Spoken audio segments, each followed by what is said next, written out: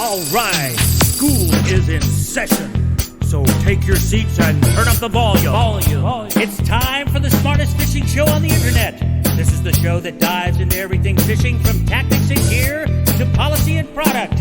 Here he is, the fishing professor, Professor Sid Dobrin. So stick around, you might learn something.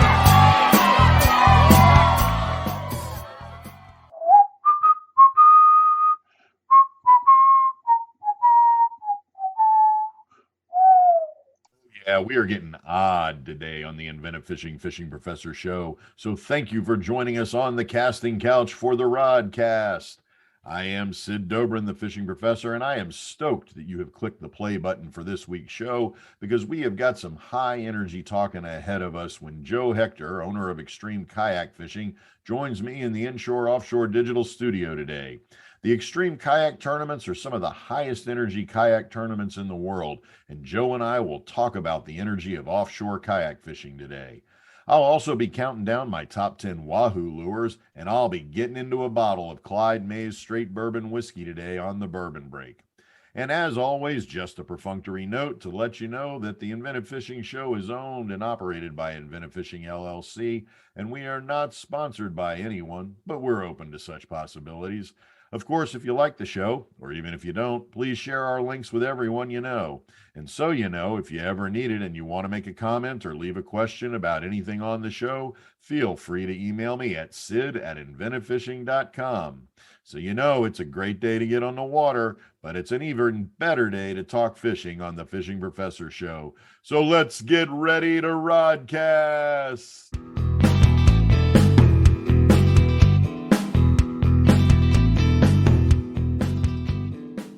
All right, we have got a powerhouse in the inshore Offshore Digital Studio today. I am fortunate to have Joe Hector, the owner of Extreme Kayak Fishing Incorporated, or what we're just going to refer to as EKFT, for the Extreme Kayak Fishing Tournament, which provides one of the badassest, if badassest can be a word, but one of the badassest kayak fishing tournaments in the world. And we're definitely going to talk about that tournament today. Joe is the publisher of Extreme Kayak Fishing Magazine and is the host of the Raw H2O podcast. And to be as blunt about it as possible, the Extreme Kayak Fishing Tournament, the EKFT, has influenced profound changes on the very idea of kayak fishing, as well as on the kayak fishing industry, and in turn on the recreational fishing industry in total. The extreme tournaments have significantly influenced innovations in kayak design, tackle design, and fishing strategies that have emerged from the growth of this tournament. It's no small exaggeration to say that Joe Hector's influence on kayak fishing has been nothing short of revolutionary. And so, Joe, I know it's old hat to you to do podcasts now, but welcome to the Fishing Professor Rodcast. It's great to have you here, man.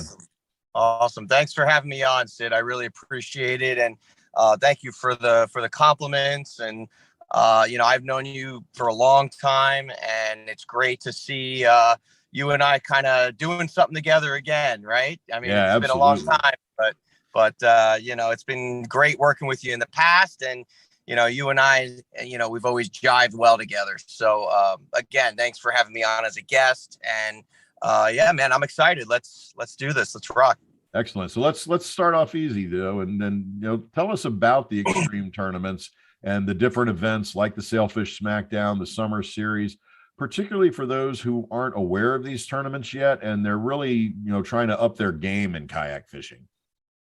Yeah. So we start out the year with the Sailfish Smackdown, and that's the nation's only kayak billfish tournament. And it's strictly a sailfish tournament. And these guys go out in the wintertime offshore, usually January, early February. It's a little rougher around this time. Planning wise, is a little tougher because we always have to take into account the weather and a bunch of other factors that kind of go into that. But it is definitely a unique tournament. I would dare to say a little more of an elites type tournament. It's always a lot smaller than the rest of our events for the year. But it's a great event where everything takes place on the water. It is a catch and release tournament.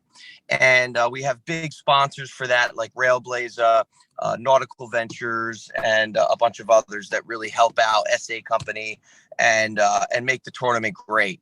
Now what happens is guys go out and they got to battle the surf. First of all, they get through the surf, and then they're out and they try to find different currents. Usually guys are fishing within, I would say, 80 to 180 feet of water, trying to catch these sailfish. We do have divisions like a mahi-mahi division, which was shattered this year with a 19-pounder, which is a really nice mahi. And so that's a great fish to add. And then we also have like a tuna Calcutta for guys to enter, just to give guys more options to win prizes during the tournament. The second tournament that we have for our season is our very first freshwater type event. We're going into our second year now with the Exotic Bass Roundup. And it's another unique tournament because what I did was I made a freshwater tournament that doesn't target bass. Now, it has bass in the title because we target peacock bass. And those of you who don't know what peacock bass are, they're basically a large cichlid from South America that was released here in, I believe, the early 90s to eat the little cichlids that were released from people that were buying them from pet shops. FWC released these fish here on purpose to get rid of that problem. Then those fish themselves started to flourish here in South Florida. And here we are today. And now I wanted to give a professional type tournament to these species, these exotic species that are pretty much well known now here in South Florida. People all over the country come here to fish for these type of fish because you cannot catch them anywhere else in the country. Other fish that are exotics that's in our tournament is the clown knife fish. That is an invasive species here. We also have the Oscar fish. We have a snakehead Calcutta, which is probably the only kill fish in our tournament. And that's because of the FWC. If you catch that fish, you must kill it. And but the meat is excellent. So we'll have guys on hand that are willing to grill the fish for you, or you could take it home yourself. And again, what's great about this tournament is all the different species, right? We try to always give anglers every opportunity to win something in our tournaments. And this one's designed a little bit like a Bassmaster Classic, where we have a big holding tank by the stage part of the event, where when anglers come up to showcase their fish, the fish will be alive for the most part, except the snakeheads, and we'll do the weigh-in right there in front of people. I've always been someone that harps on having people come to a live show. I've always been into the event part of my tournaments. So if you do fish an extreme tournament, we try to always make it about everyone, the businesses, the people, the kids, and try to get everyone involved. So that's our exotic bass tournament going into our second year. We also wanted to cast a wider net for the freshwater guys, since we've done offshore now for pretty much over a decade. And that now brings us to my baby, the tournament that's been going on for over a decade, and that's the Summerslam Series. It started off as one tournament, now it's two. It'll take place in June and August, and that's the big one for the year. That's where we have the big stage off Pompano Beach. We have vendors that come out with 10 by 10 vendor tents. We have Budweiser come out for beer and drinks, Coca-Cola. We have Jersey Mike subs, Zona Fresca. So we got food and entertainment, live music, the whole shebang for people. I mean, anglers can even get like massages when they get off the beach, because we have massage companies that, and chiropractors that come out. We try to bring it all with this type of tournament. We also have it's called the Sunshine Sup Series. They're a paddleboard race that goes in conjunction with that type of tournament. And our tournament, by the way, is a meat tournament. So once again, if you look at kind of each event that we do, they're totally different, each one of them. And with the Summer Slam, that's more of like wahoo, tuna. We got the mahi-mahi back. We got kingfish. And that is a kill tournament for the eligible fish. We do donate some of the meat to the tackle shops And we also, we've had in the past some soup companies, stuff like that for the higher quality type of fish. Our charity for that event, actually for all the events, is the Broward Children's Center. And we have kickoff parties before each tournament, again, giving people more ways to win prizes with our awesome raffle. And that money goes to the kids at the Children's Center. And that usually takes place at Brews Room or Duffy's for the exotic tournament, which is way out west. With the Summerslam, it's more of a big show type tournament. I'm on the stage with the mic. We have anglers that come up, showcase their big checks. We have the fish that are literally hung so that all the crowd can see the fish. And I play a game for the kids called Guess the Weight. And if they get it right, they get a prize. If they get it wrong, they get a prize. So it's a fun game for family and kids and all that. The kids scream. It's just nuts. I get into it heavily. I love, that's probably one of my favorite parts of the tournament. And we just have a good time. So we throw out prizes throughout the whole thing from all of our awesome sponsors. So yeah, that's pretty much in a nutshell. I know it's a lot for me to say, but that's kind of what we are all about for the year and what we offer and bring for people that want to come to events. Excellent. Yeah. And having been there, I can say it is a great time. It absolutely is. And it is a show. So let's talk about offshore kayak fishing then, because, you know, you're talking about what you've just talked about. You're talking about blackfin tuna. You're talking about wahoo. You're talking about kingfish. You're talking about mahi. And you're also talking about some billfish. And targeting pelagics or deep reef fish is very different than fishing inshore from a kayak or fishing offshore from a boat. So correct me if I'm wrong. We'll start with some basic strategies, but particularly early on, the key to winning these tournaments was live bait, right? Yeah, I mean, the key to any one of my tournaments, including the freshwater one, is going to be live bait. I have always been a guy that I'm a saltwater guy, right? So the saltwater guys are usually more into the live bait, where freshwater you can kind of get a mix of. There's a lot of tournaments, for instance, in freshwater that is just, lures and all that. But for me, for my type of events, live bait is everything. That is your lifeline.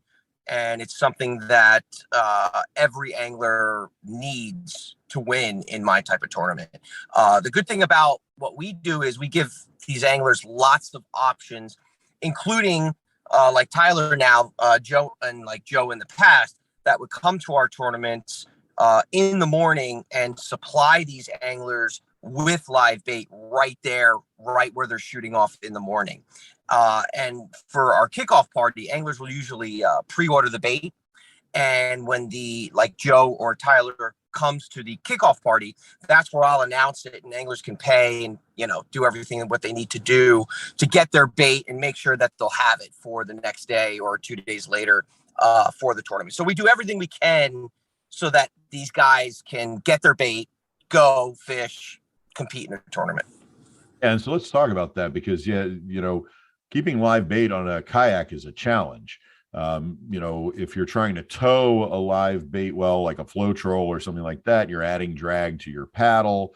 And early on, only Hobie had made a live bait well designed for a kayak. So there's a lot of DIY that goes into creating live bait wells for kayaks, because, you pick up your bait in the morning and you're on the water all day, you've got to keep that, the goggle eyes and all the other bait alive. And so the tournament has had some serious influence on how we think about keeping live bait alive on a kayak.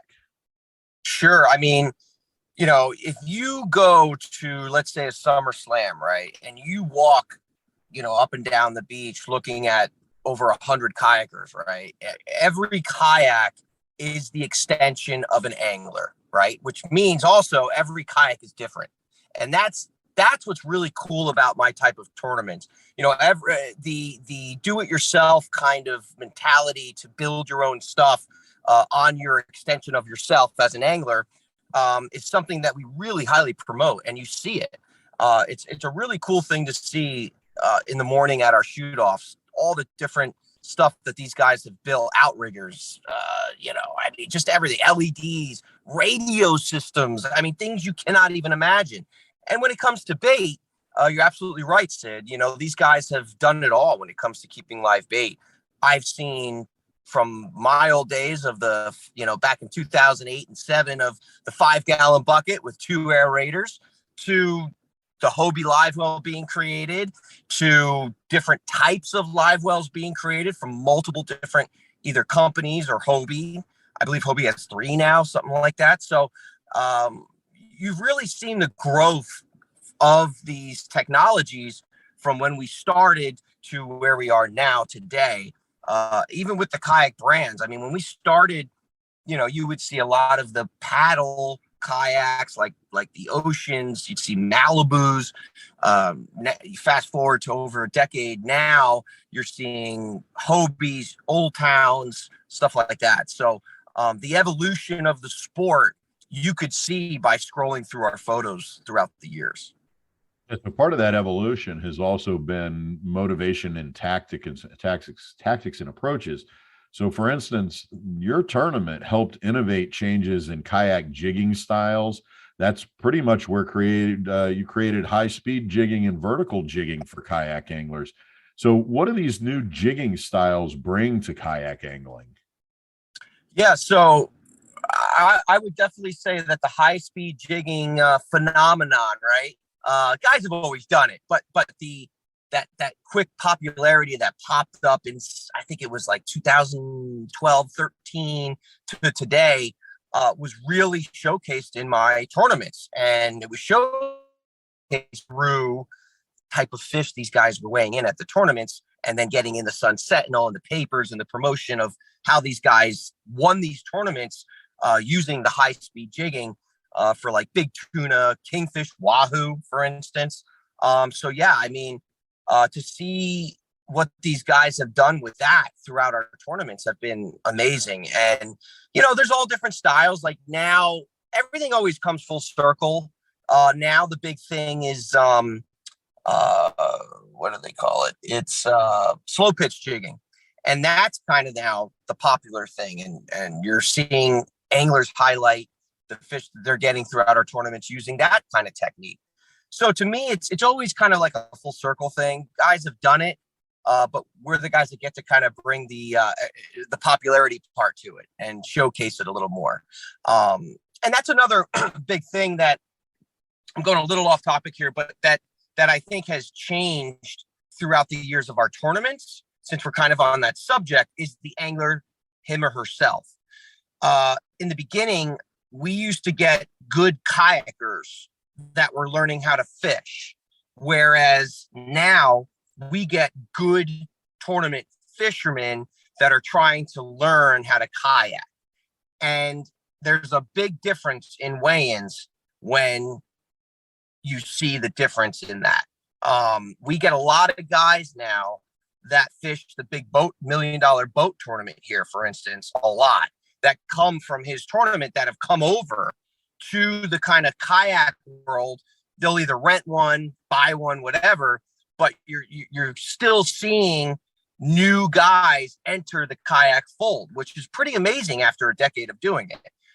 So to start to get those boat guys, I think is a big thing. And it's really changed the way our weigh-ins have looked throughout the years for the better.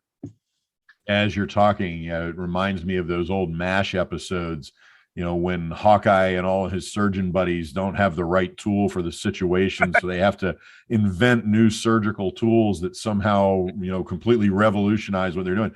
That's what your tournaments are like, that people have to figure out, how do I make this work with what I've got? And a lot of innovation at those tournaments.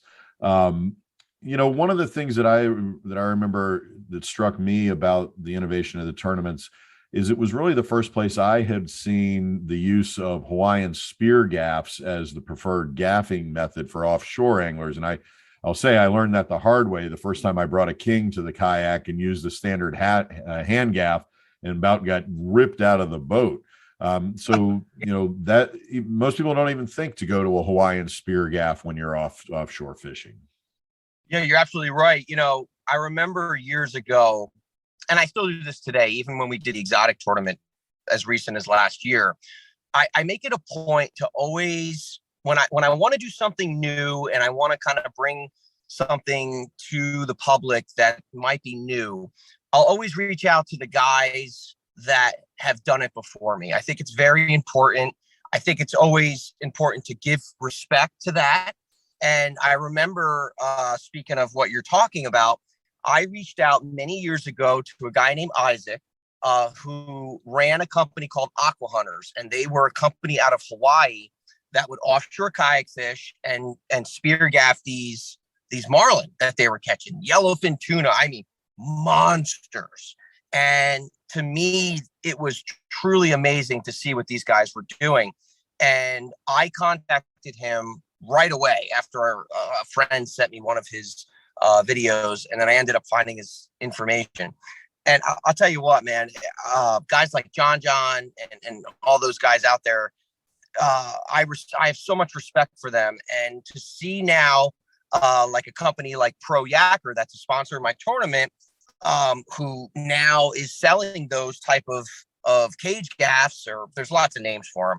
But yeah, man, it all started in Hawaii with those guys. And I think it's just so important to kind of try to get everyone involved when it comes to stuff like that, instead of just taking it and saying, hey, I created it, I'm the guy that done it.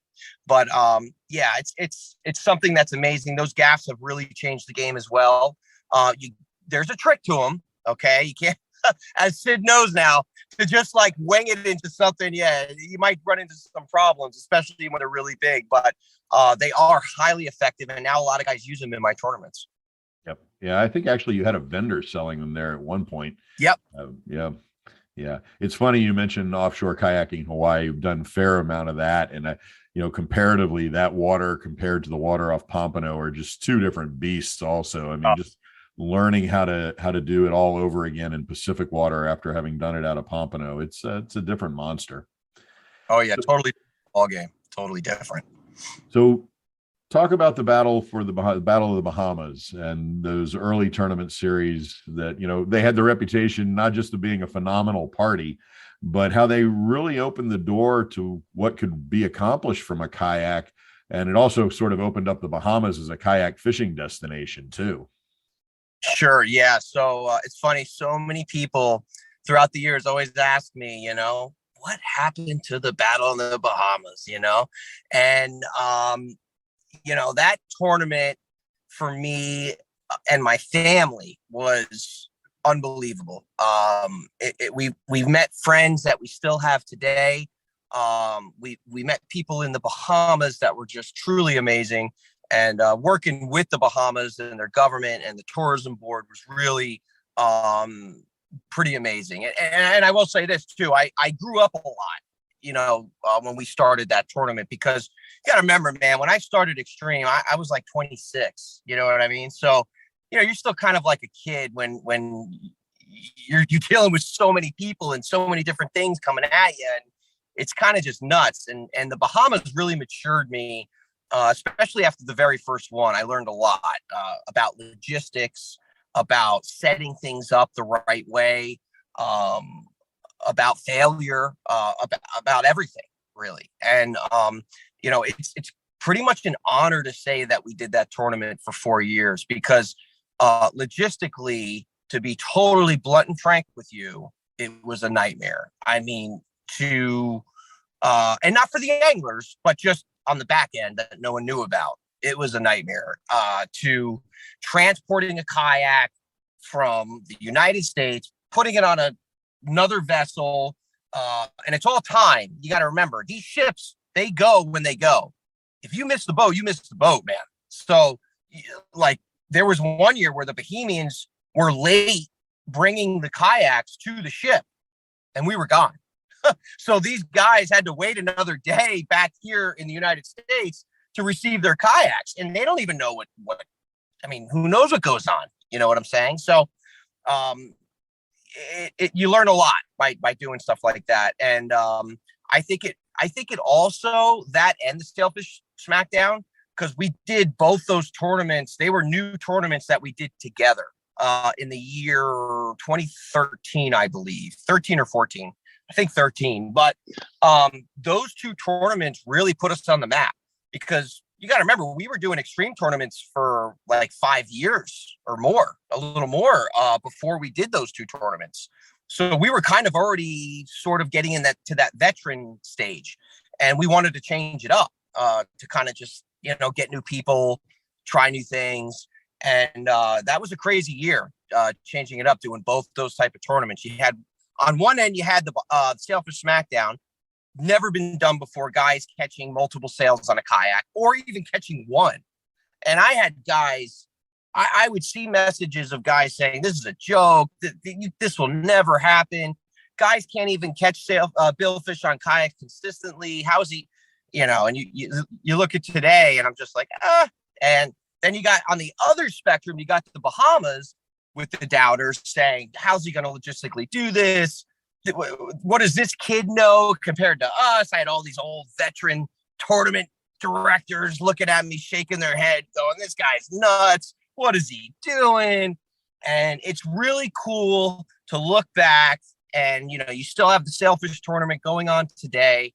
And you had the Bahamas tournament that literally was the first real international type kayak tournament locally here. I would say locally as in like the East Coast type of the country. And it's cool that lasted for another 4 years, So it ended a lot. And this is where I get all the questions. Why did it end? And basically what happened was we were on a 3-year contract when we started. And we completed the 3rd-year contract, which to me, that was the awesome thing. Like, we did it. We did it in those 3 years, where after the first one, I wasn't too sure. But learning what we learned, we were able to kind of change things up, and the anglers were very patient with us too, which helped. And we did a second one, and that one was awesome. And then we did a third one, and that was even better. And the Bahamas approached us to do another 3-year contract. I didn't want to do that. And then it was kind of a back and forth for a while. And we did end up doing a 1-year contract. And then we were going to go year to year. That was kind of the plan. And so we did 1 more year. And then things changed within government there. And I don't know if people know the Bahamas. And if you don't, it's the Bahamas, outside of the Americanized areas, is a very poor country. And it's kind of sad. You see like wild dogs running around. It's totally different than what the normal American person sees. Okay. It actually kind of reminds me of Mexico. I've been to Mexico quite a bit in the real areas, not the Americanized. And it's kind of like that a little bit. And when they changed governments, things got a little dicey, and we decided for all of us, my customers, my wife, me included, we were pretty much done at that point. And we were approached a couple more times to do it again. We were approached by doing one in Belize, believe it or not. So there were things that were going on in the back end that were pretty insane. So there was a lot going on at that time when we ended the Bahamas. And then what we ended up doing was, we were also approached by Texas. We ended up doing one there. That was a 1-year gig. And then we came back home, and here we are today. So I really wanted to do a freshwater type tournament with exotics, and now my dream's coming true doing that. Awesome. So back to the battle for the Bahamas, because there's something that happened there that I think is worth talking about, and that was well, that was also the first blue marlin taken from a yak, and I'm blanking on the angler's name. Was it Matt? I can't remember the he hooked a blue marlin. He fought it for 11 hours, skipped the weigh-in for the tournament, because bringing a blue marlin in from a kayak, that's kind of a epic historic moment. So how important of that was it, not just for the tournament, but for the sport of kayak fishing? Oh, it was everything. It was that combined with Joe Kratz landing a white marlin and winning that division, the billfish division in the tournament. You know, I mean, listen, to get a white marlin and a blue marlin in one tournament together is unbelievable, right? Something I never would have thought would have happened, and something that was amazing that it did. And it really put us on the map around the world with that story. And one of the moments I'll never forget was Matt coming in. He needed the boat to take him back because he was so far. I mean, he was all the way to Freeport by the time, you know, all that went crazy. And the boat is coming in and Matt's on the boat, and all of us, you know, the anglers, the people running the tournament, people that, you know, were running the hotel there to applaud him when he came back. Even though he didn't win anything, he won. You know what I mean? And he won for the sport of kayak fishing. And it was amazing to see, you know, to see everyone just cheering and you know, together. And that it was great. So along those lines, you and I were recently talking about the tournament, and you mentioned the idea of community and how the tournament operates as kind of a catalyst for a really great sense of community for kayak anglers. And for a still emerging community, why is that sense of camaraderie so important for kayak anglers? You know, I sometimes think about that myself, to be honest with you. One thing, though, that is so different with kayak fishing compared to being on a boat to me is being on a boat is more about a team on a boat, right? There's always multiple people on a boat. It's not something you do yourself, really. You know what I'm saying? And on a kayak, it's the opposite, right? You're by yourself. It's all on you. But community-wise, you're taking a bunch of individuals that are in their vessels and you bring them all together. And I think that's the difference, where in a boat, it's a bunch of individuals, but on one vessel. So I think there's something to that when it comes to the community and being as close-knit as it is for the sport. You know, but again, it's one of those things where I don't know if it's the individual that chooses the sport or what, but there is a thing to it, and it's real. So I have this great memory of fishing one of the early tournaments with you guys, and I was slow trolling just off the Gulf Stream, and I heard a horn blast right behind me. And I looked over my shoulder, and the Heineken boat there, the Rebound, that's a 1968 52-foot Merrick Custom that runs out of Holliver there. And they've got, you know, this is a big fishing machine. They've got a full trolling spread out, and they're bearing down on me. And as I kind of leaned over in the kayak and moved the kayak to give them a wider berth, someone on board yells from the bow, "What the hell are you doing out here?" And I yelled back, "I'm targeting the same fish and you are, and burning a hell of a lot less fuel." And there's no doubt that the cost of fuel right around 2008 really stoked that kayak revolution. And now we're seeing fuel prices jack up again. Do you think participation in the tournament is going to increase when we have these longer term fuel cost spikes? Oh, most definitely. We were born during the recession, towards the end of the recession. So 100% with what's going on now, as insane it is, will definitely get more people into the sport that we're doing. And it just has to happen that way. It's just how it is. And you'll have guys that are used to going on their center consoles and their boats, and they'll be seeing the kayakers a lot more today than back then too. And they'll say to themselves, "Hey, you know, why not me?" And so I definitely, yes, agree that that's going to help boom the pedal and paddle sport here very soon. Excellent. All right. Not already. Say again. If not already. Not already. Right? Yeah. All right, so let's wrap this up with my traditional wrap-up question on the Fishing Professor show. This is something I ask everyone who appears on the show. And, we've talked about wahoo and sailfish and marlin and tuna and kings. And now you're adding peacock bass and some other exotics to your list.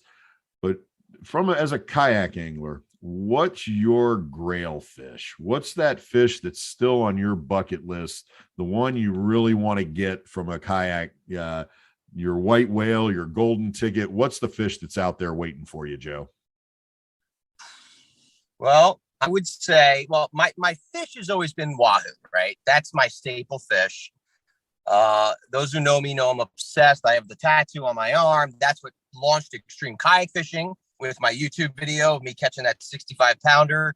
So I love wahoo. Now, the fish I really want to get, I would say, the holy grail, mother of fish, I would have to say a monster Cubera snapper or bluefin tuna on the kayak. That would be awesome. I've caught a bluefin on the boat, so I've done it, but I would love to do that on the kayak one day. What's 500-pound bluefin from a yak back? Oh man, unbelievable! All you gotta do is you gotta go 100 miles to the canyons, man. That's it. Yep. That's all you gotta do. Yep. Run out to Norfolk Canyon or someplace. Yeah, absolutely. Yeah. Well, Joe, thanks so much for taking the time to be here.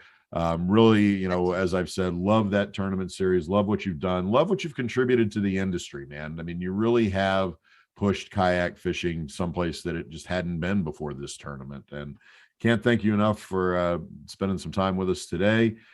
Please give my best to Maria and everybody else at EKFT, and thanks for being here, Joe.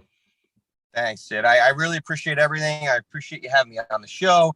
The one thing I do also want to add is that Maria, my wife, who started this with me years ago, has definitely been the backbone of this tournament series. And even though it's my face you see a lot, my ugly old mug now, Maria is the one who really helped springboard this tournament, dealing with the sponsors and all of the back end stuff that's so important to keep these tournaments going. She's been the head of it. And without her, we wouldn't be here today. Oh, that's great. So thanks, Maria. And yeah, I mean, it's also great to watch her on stage, with champagne bottles dancing around with all her friends at the end of the tournament too. So. Oh yeah, it's party time when it's over, man. All right, Joe, you take care. Thanks so much. Hey, Sid, thank you, buddy. I appreciate it.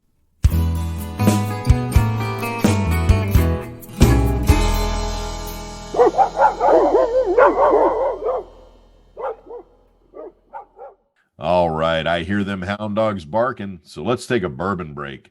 In this bourbon break, I want to take a look at a bourbon that I stumbled upon just a couple of years ago, Clyde May's Straight Bourbon Whiskey. And I will admit that when I say I stumbled upon it, I really just saw it in a liquor store, thought the bottle was cool looking, and grabbed one. Then I heard the story of Clyde May, and the story alone had me interested. And let me be clear about this. Clyde May whiskeys rely heavily on their backstory, and it's a good story. You see, the story of Clyde May is one of those kinds of true American outlaw hero stories. You see, Clyde May was born in 1922, just before the Great Depression. And as soon as I say that, you're thinking, all right, the Great Depression. This is going to be a John Steinbeck quality story, one filled with toughness and true American grit. But anyway, we got to skip ahead to World War II when Clyde May served in the Army's 77th Infantry Division, commanding a rifle squad. He ended up earning a Bronze Star, recognizing his heroic service in combat, and he earned a Purple Heart. And as you know, that comes from being wounded in combat. That wound sent him back home to Alabama, where he took up distilling and became the most wanted moonshiner in Alabama, though some folks say he was the most wanted moonshiner in the country. Them damn revenuers, as the movies like to depict it. They ended up catching up with Clyde, and he ended up doing an 8-month stretch in the Fed penitentiary at Maxwell Air Force in Montgomery. And as you might imagine, as soon as he got out, he started his stills right back up.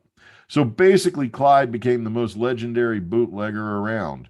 And from around 30 years, from the 1950s to the 1980s, Clyde was turning out about 300 gallons of moonshine a week using the stills he designed. His shine was getting famous too, as it was much better quality than what other bootleggers were producing. Clyde mostly sold the shine as corn liquor, unaged, just straight from the still, but he casked some of it in charred barrels and some with dried apples for flavor. He'd aged that cask whiskey for about a year, claiming that the hot Alabama summers accelerated the effect of aging, requiring only 1 year instead of the minimum 2 required for it to be called a straight bourbon. Now, interestingly, as a side note, when Clyde got out of Maxwell Air Force Base, the same guy who convicted him, Attorney General John N. Mitchell, he was sentenced to 2.5 years to 8 years in prison for his role in the Watergate break-in and cover-up. Now, Clyde May died in 1990, and his son Kenny wanted to honor his father's memory by producing legal whiskey from his recipe. And in 2002, working with Kentucky Bourbon Distillers Limited out of Bardstown, Kentucky, and overseen by master distiller Evan Kulsveen, Kenny started turning out whiskey legally under the name Conecuh Brands. In April 2004, both houses of the Alabama legislature voted to name Conecuh Ridge, Alabama Fine Whiskey the official spirit, and for a few months you could buy it in a few liquor stores in Alabama, Georgia, Tennessee, and Florida. But in 2004, it became really hard to get, and most stores stopped carrying it. The word is that there just was too much trouble getting stock to the stores. Now, that same year, Kenny May pled guilty to 2 misdemeanor charges in Alabama for selling liquor without a license. The result was that Conecuh Ridge lost its distribution license and couldn't sell liquor in Alabama. Like father, like son, I guess. And after all, Clyde May brand motto is literally, it's better to break a law than to cut corners. So in 2009, Spirits Acquisition Corporation out of Dallas bought Conecuh Ridge and the Clyde May brands, and they were revitalized. Kenny May died in 2016, the same year that the company released the Clyde May Straight Bourbon. And in 2017, Clyde May's Whiskey announced their plans to build a distillery in Troy, Alabama, about 20 miles away from where Clyde had his still. Interesting side note that until 2013, it was illegal to distill spirits in Alabama. So all this adds up to one of those rough and tumble post-depression, prohibition, World War II tough guy images that Clyde May uses to market its whiskey. Even the bottle is designed to look like what we want from a bootlegger, complete with a picture of Clyde himself, sleeves rolled up, ready to take on them damn revenuers and protect his still. The bottle needs a sound chip in it that plays Steve Earle's Copperhead Road every time you open it. Conecuh Ridge Distillery now turns out 6 different whiskeys, including Clyde May's Straight Bourbon, a 92 proof bourbon that sells for about $40 a bottle.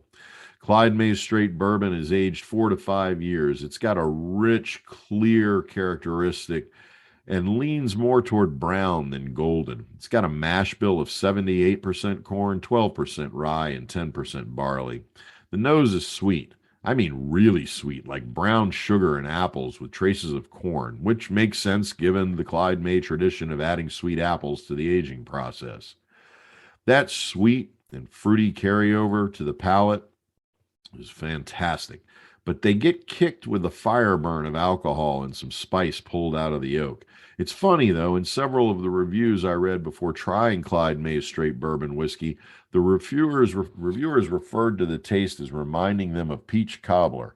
Well, first I was kind of shocked by the complete plagiarism these reviewers exhibit and the lack of shame in stealing each other's description.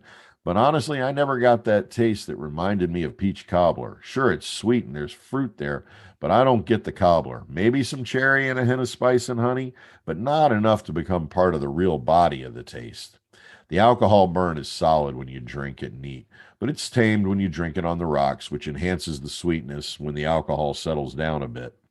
The spice jumps up a bit in the finish, and I think the alcohol burn mixed with the spice leaves the finish a bit long. Now, overall, Clyde May Straight Bourbon Whiskey is a good whiskey. It's certainly not a bad whiskey, but it's not also not an outstanding whiskey.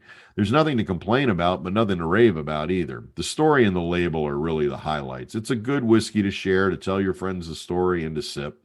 I ended up buying some of the other Clyde May liquors, and we'll be tasting them on the Bourbon Break as well at some point. And I think the Clyde May Straight Bourbon will be one I keep a bottle on hand for. So those are my thoughts about Clyde May's Straight Bourbon Whiskey. And as a final note and my regular disclaimer, as always, please keep in mind that the Fishing Professor Bourbon Break reviews are not sponsored. The distillers have not sent me samples, nor do they influence my reviews at all. Though I am always open to sponsorship, bribery, and extortion. The bourbons I review are purchased out of pocket, and my reviews are based on the keen sense of bourbon know-how that I have developed over many years in many of this country's finest watering holes, drinking establishments, dives, pubs, honky-tonks, and back alley speakeasies. Speaking of, let me give a quick shout-out to Munnigan's, this drinking establishment here in Gainesville, Florida, a bar that I used to live less than a block away from. So even though it was always difficult to walk after leaving Munnigan's, it was an easier place to walk home from. Someone owes me a lot of aspirin following nights in Munnigan's. And that's that. May you work like you don't need the money, love like you've never been hurt, and dance like no one's watching, screw like it's being filmed, and drink like a true fisherman. As always, if you have comments about this week's Bourbon Break, feel free to email me at sid@inventivefishing.com, and let's get back on the water.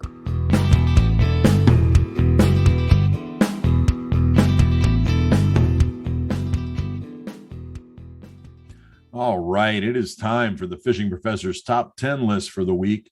And given that we've just heard about some fantastic pelagic fishing from Yakback, I want to keep today's list in the realm of the pelagic. So this week, I'll be taking a look at my top 10 Wahoo lures. Wahoo! Okay, now I know that you hardcore dedicated Wahoo anglers out there all have your faves, and I'll admit up front that I don't get to Wahoo fish as much as I want to, but that don't mean I don't know a thing or two about them whoos. So let me break it down for you with 10 of the best Wahoo lures out there. Oh, and let me clarify here too, that this list is for fully rigged lures. I'm not looking at things like Blue Water Candy's 11165 ballyhoo rigs or other skirt rigs that require adding ballyhoo or other baits. I'm just looking at full lures. Of course, you can doctor up a bunch of these lures and add skirts, baits, and so on, but these are the lures that can be fished for Wahoo with great success without any additions or modifications. And I have to also say that there are a ton of other high-speed Wahoo lures out there. I've heard of many, and I remain ignorant of many more. So my apologies to you if I'm not hitting your faves, or if you're a manufacturer and I don't have yours, but these are my top 10 Wahoo lures. All right, let's kick off this in generic fashion, and I'll say that the classic Hawaiian Kona Wahoo lure really deserves recognition in any list of Wahoo lures. Oh no, oh no, oh no, gotta love oh no fishing in Hawaii. And while I'm thinking about Hawaiian-style lures, I want to give a shout-out to Pop Fishing and Marine of Honolulu, an amazing tackle shop with what has to be the largest selection of trolling skirts for ono, ahi, mahi, and marlin I have ever seen. And brah, they are just down Nimitz Highway from Zippy's, and man, could I go for some Zippy's chili moco right about now, brah. Oh man, I am off on a food trip now. So let me rein this in and just say my number 10 spot goes to those classic Hawaiian style trolling lures made famous by lure designers like Jim Rizzuto. And if you want to learn a thing or two about making Hawaiian style lures, you should check out Jim's 2 books on the subject. All right, number 9. Sorry about that. Let me get back on track here and offer up my number 9 Wahoo trolling lure as Mag Base and Cerro Wahoo lure. These are some pretty uniquely designed lures with stainless steel heads that rattle and bubble when trolled. These are open-face lures designed to be trolled fast. They also have great reliability in running straight, which is crucial when running a multi-lure spread. And they come in 8, 16, and 30-ounce sizes, so you've got a lot of flexibility in depth and speed preferences. I've heard this style of lure referred to as cowbell-style lures, and you know what they say, more cowbell. At number 8, I want to give props to Live Target's Spanish Mackerel and Cigar Minnow trolling baits, which are really effective trolling lures. One of the things that I love about these lures are their oversized bills, which push the lures down deeper than a lot of other trolling lures. These tend to dive between 15 and 20 feet. These are those kinds of great generic trolling lures that I've caught king mackerel, blackfin tuna, and wahoo on, and they've been effective enough to earn a spot in my wahoo arsenal. One point of clarification. Live Target makes two versions of each of these lures, one trolling lure size and one jerkbait size. So be sure when you're ordering them, you order the trolling versions if you've got wahoo on the mind. All right, number 7. I pretty much like, all of the trolling lures that Fathom produces. But when it comes to wahoo, my overall number 7 wahoo lure is Fathom's Fat Boy lead medium 9-inch trolling lure. And part of what I love about this lure is its weight. Unrigged, it weighs 13 ounces. And that weight, I think, helps when trolling for wahoo at those higher speeds of upwards of 14 plus knots. And that weight helps keep the lure subsurface at those speeds and in a straight line. It's got a great straight run to it.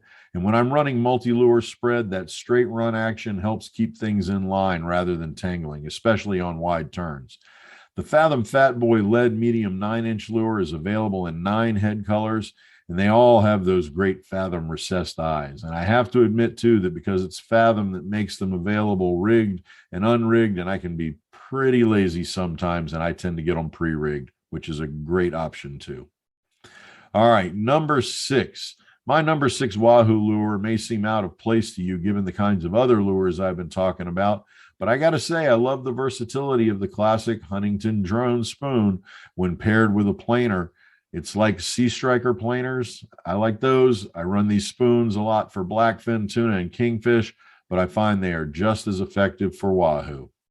All right, at number 5, we have the Black Bart high-speed wahoo lures. Now, the first thing you got to understand about Black Bart lures is that Captain Bart Miller designs his lures with that classic Hawaiian design and tradition and experience that I mentioned in my number 10 position. And all of his lures are high-quality professional-grade lures. But when it comes to wahoo, it's his medium tackle line and the San Sal Candy series that just light up the wahoo. Now, I'll tell you, Black Bart lures ain't cheap, but they are worth every penny for those lures, especially for tournament anglers. And if you haven't seen the Black Bart eye design with that classic frigate silhouette, man, you're missing a work of art right there. The first time I saw that eye in one of his marlin lures, I wanted to frame that thing and hang it in my living room. All right, number 4. Tied for my number 4 position are 2 great lures from Yo-Zuri, the Yo-Zuri Bonita and the Yo-Zuri Vibe High Speed. I got to say the high-speed Vibe is a rock, or more like a solid nugget. It weighs in close to 3 ounces and sinks like a rock. But because of that weight, I do find that when you get up into those speeds of 15 to 20 knots, the action becomes chaotic and the lure will spin on you. But below 15 or so, man, this thing is deadly. I also love the color change technology they use on these lures. As to the Yo-Zuri Bonita, well, Yo-Zuri updated the Bonita design just a few years ago, and it now includes that same color change technology as the Vibe. Its unique body shape is designed to be trolled at speeds between 6 and 15 knots, so not quite as fast as some of the other high-speed trolling lures out there, but it's earned its reputation as a top-tier wahoo lure, not to mention tuna and sailfish as well. It comes in 2 size options, a 6 3/4 inch and an 8 1/4 version, and there are 7 color variations. Its action is best described as a tight wobble. It's just a great lure to have in your wahoo spread. All right, my number 1, skipping around here, my number 3 position, I'm going to give props to Nomad Tackle Design. I had thought about putting the Nomad DTX Minnow in at number 3 because it's such a great lure. But of all the Nomad lures, I really find the Mad Scad to be a great wahoo lure. Do keep in mind, though, that Nomad makes a casting version of the Mad Scad designed for inshore fishing, but it's their larger Mad Scad 150, which is a 6-inch sinking model, and the Mad Scad 190, which is a 7 1/4 deep fast sinking version, that are really designed for wahoo trolling. I prefer the Mad Scad 190 fast sinking model that works really well in that 8 to 12 knot trolling speed range. I know a few wahoo aficionados who like to run the Mad Scad in the back of a spread that features the Nomad DTX minnows ahead of them. Okay, so at number 2, I'm going to go classic with the tried and true, always golden Rapala X-Rap Magnum. Look, let's face it, if you're trolling near shore or offshore, you need Rapala X-Rap Magnums. Whether digging for grouper or snapper or trolling for tuna, wahoo, or sailfish, the X-Rap Magnum is simply a reliable go-to lure. And when you run offshore at speeds of 8 to 13 knots, the X-Rap Magnum is wahoo candy. They come in 5 sizes, and keep in mind that when you select X-Rap Magnum sizes, the names of the sizes identify the depth the lure runs at. So the XR Mag 10 runs to 10 feet, the XR Mag 15 to 15 feet, and so on up to the XR Mag 40. The sleek body is available in 24 color patterns, and the textured translucent internal holographic foil, 3D holographic eyes all add up to make the Rapala X-Rap Magnum a downright reliable wahoo lure. All right, so that brings us to the Fishing Professor's #1 favorite wahoo trolling lure. But before we get to the lure reveal party, let's get a quick recap of the previous 9. At number 10, we've got the generic Hawaiian Kona wahoo lures. At 9, Mag Bay's Sincero wahoo lure. At 8, Live Target Spanish Mackerel and Cigar Minnow trolling baits. At 7, Fathom's Fat Boy Lead Medium 9-inch trolling lure. At 6, the classic Huntington Drone Spoon. At 5, Black Bart's High Speed Wahoo Lures. At 4, the Yozuri Bonita and the Yozuri Vibe High Speed. At number 3, Nomad Designs Mascad. At number 2, Rapala's X-Rap Magnum. And that brings us to my #1 wahoo lure. Are you ready for this? Hold on to your hats, ladies and germs. In my experience, the best wahoo lure out there is waiting for it. C&H Lures Wahoo Whacker XL. This is a big, fast, uncomplicated trolling lure. It weighs in at 11 ounces and is 16 inches long. The resin head design gives you straight and true troll lines with great swimming action and the double skirt design. These lures stay subsurface even at speeds of up to 20 knots. And keep in mind that the Wahoo Whacker only comes in 3 colors because these are the 3 colors that experienced wahoo anglers know are the best for the big whoos: red and black, purple and black, and blue and white. No muss, no fuss. Just get to the fundamental colors and go after them whoos. You can get the Whackers pre-rigged or unrigged. And like I said, I tend to prefer pre-rigged because I'd rather fish than rig. So that is my top 10 wahoo trolling lures. I hope you found my list to match up with yours to some degree or another. Of course, as always, feel free to email me at sid@inventivefishing.com with your comments and suggestions about my choices here, or if you have suggestions, other lures I should consider, or even other top 10s you'd like to have me add to future episodes. As always, if you like a Fishing Professor's top 10 about a particular fishing related thing, just send me an email and I'll see about adding your thing to my list for future top 10s. If you have complaints or want to call me names and tell me I'm wrong, feel free to contact me too at my complaint line at sid@biteme.yourmom. That's it for this week's top 10. Oh no. Let's get back to the rodcasting.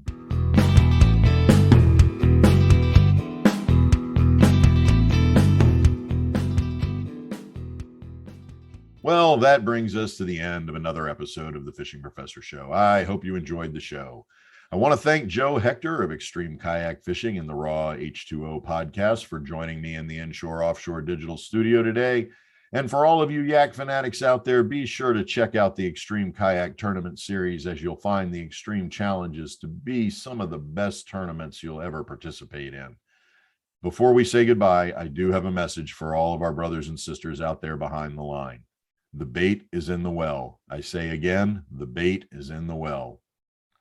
And that brings us to the end of another Fishing Professor Show. Thanks for listening, and be sure to subscribe to the channel so you don't miss a single episode. We've got a great new episode coming up next week, and I hope you'll give a listen as soon as it drops next week. As always, please be sure to share the Fishing Professor Show with everyone you know. Let's get those listener numbers up, because I'm in tatters. Oop, shadooby. Pitter-patter. All right. As always, too, if you have a comment or a question about anything on this week's show, or have recommendations for future top 10s, Bourbon Breaks interviews, or information about specific products, please feel free to email me at sid@inventivefishing.com. Be sure to check out the Inventive Fishing web pages, and be sure to follow us on Twitter and friend us on Facebook at Inventive Fishing. I will be back next week with another episode, and until then, this is Sid Dobrin, the fishing professor. Fish on.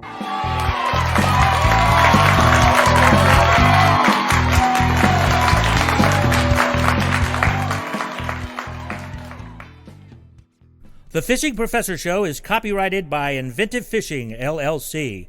Any rebroadcast of the podcast without the consent from Inventive Fishing, LLC is strictly prohibited.